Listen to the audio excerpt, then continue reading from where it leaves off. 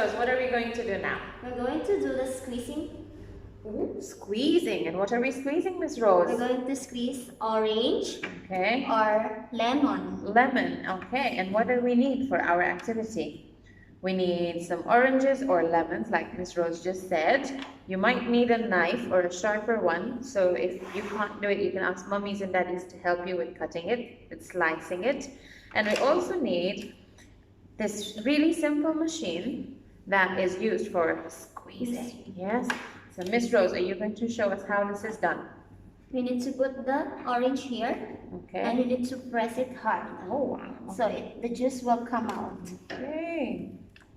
And you need to twist it as you go. So Miss Rose is using both her hands for this activity because she really needs to press.